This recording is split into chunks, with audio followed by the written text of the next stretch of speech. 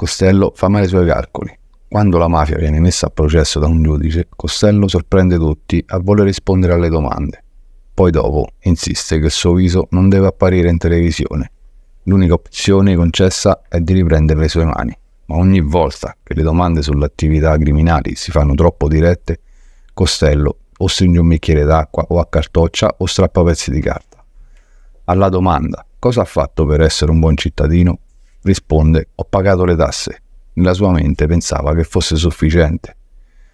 Esce da quei confronti ridicolizzato. Alla fine si rifiuta di rispondere a ulteriori domande e mostra un appunto del suo dottore, mostrando un certificato dove si diceva che non era in condizione di testimoniare. Incriminato per evasione fiscale e condannato poi accusato di aver mentito al congresso, Frank Costello pensava di andare davanti ai giudici e uscirne da un gentiluomo. Invece pagò il prezzo della televisione anche di fronte alla commissione della mafia. Fu l'inizio della fine per Frank Costello.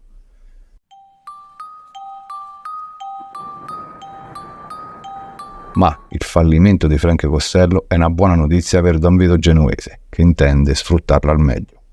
Allora inizia con gli omicidi, uccidendo i sicari di Costello. Il primo della sua lista è uno dei migliori sicari, William Moretti, è cresciuto con Costello. Questa esecuzione non riguarda solo gli affari, è molto personale. È stato promosso vice capo di Costello, il suo secondo in comando. Questo significava che Genovese era stato retrocesso a capitano della sua vecchia famiglia. Genovese scelse bene il suo obiettivo. Moretti soffriva di sifilide ad uno stadio avanzato e aveva intaccato il suo cervello. La conseguenza preoccupava perché aveva una parlantina sciolta e si temeva che la malattia lo facesse iniziare a parlare con la stampa. Genovese sfrutta la situazione, viste le condizioni di Moretti, e chiede alla commissione il permesso per un omicidio caritatevole.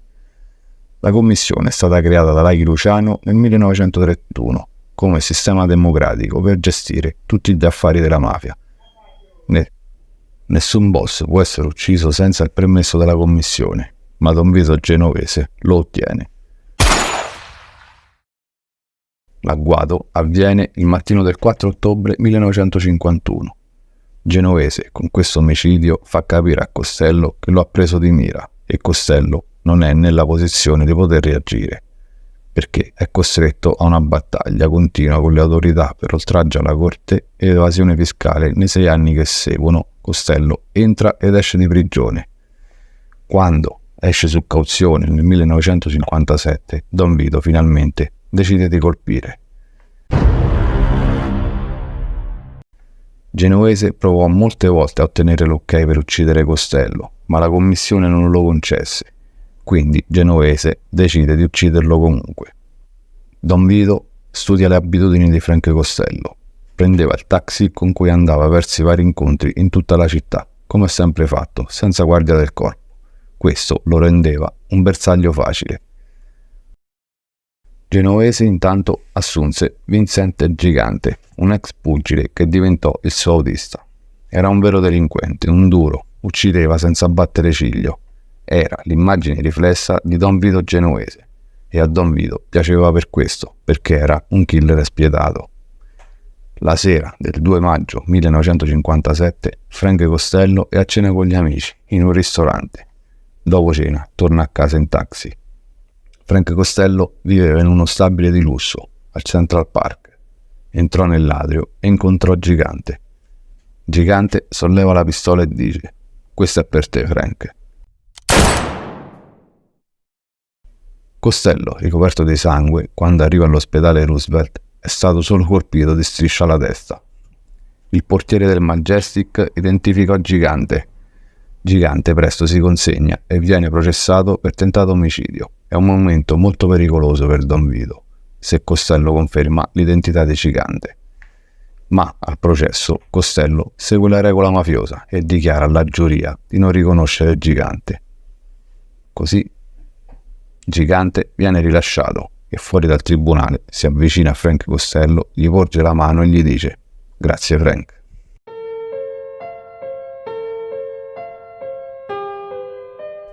Don Vito teme che un alleato di Costello possa cercare vendetta, Albert Anastasia, che era un suo amico. e se ci fosse stata una mossa contro Costello, Anastasia avrebbe reagito. Don Vito così decide di attaccare per primo, però il problema era raggiungere Anastasia, che viveva in una villa nel New Jersey con cani feroci e filo spinato e viaggiava sempre con le guardie del corpo. Don Vito lì capisce che serve qualcuno all'interno e contatta Carlo Gambino, che all'epoca è un ambizioso luogotenente di Anastasia, e lo convince che sarebbero meglio se Anastasia morisse.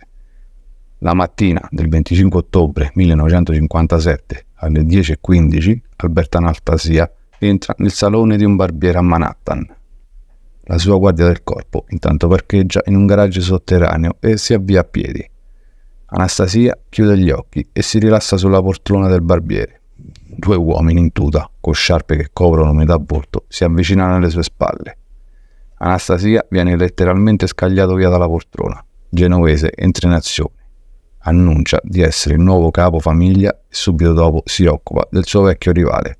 Frank Costello aveva capito che il suo tempo era finito e che doveva abdicare o sarebbe stato assassinato. Don Vito sottrae a Costello il gioco d'azzardo e gli interessi a Las Vegas in Florida, nei Caraibi e a New York. Gli risparmia la vita, solo a patto che sparisca e non entri più nel giro dei racket.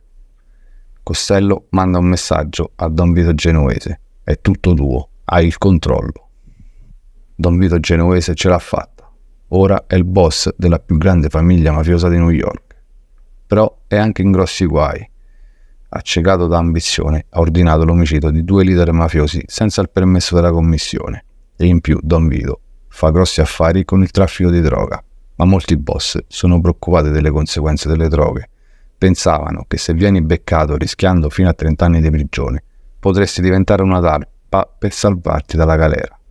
Pensavano così che evitando la droga non avrebbero rischiato. Alcuni capi pensavano anche che Genovese era una scheggia impazzita, che non rispettava le regole e che il traffico di droga attirava l'attenzione dell'FBI. Così, per assicurarli e nominarsi capo dei capi, Don Vito Genovese chiede una riunione della commissione. Genovese insisteva che il boss di tutte le famiglie, comprese quelle di New York, si riunissero per discutere dei recenti sviluppi e voleva far sapere a tutti che lui era il nuovo boss della famiglia. Quindi scelse lo stesso posto dell'anno prima, una cittadina di New York, ad Apalachin. È il 14 novembre 1957, il giorno della riunione, ma l'FBI era lì fuori la villa del boss Barbara. Non pensavano che si trattasse di una riunione della commissione, ma quando gli ospiti vengono a sapere che l'FBI era lì fuori, cominciano a scappare verso le auto, altri scappano nei dintorni. La polizia ne riesce a catturare 58, compresi i boss di New York Profaci, Bonanno, Galante e Gambino, i quali avevano tutti la stessa scusa, che Barbara era malato ed erano andati lì a trovarlo. Era il più grande meeting mafioso scoperto dalla polizia americana. La mafia non ne organizzerà mai più di così numerosi. Don Vito Genovese, che si preparava all'annuncio trionfale della sua ascesa, li aveva consegnati tutti alle autorità. Nonostante questo, verranno rilasciati per insufficienza di prove, ma ormai il danno era stato fatto. Don Vito aveva risvegliato un gigante, l'FBI.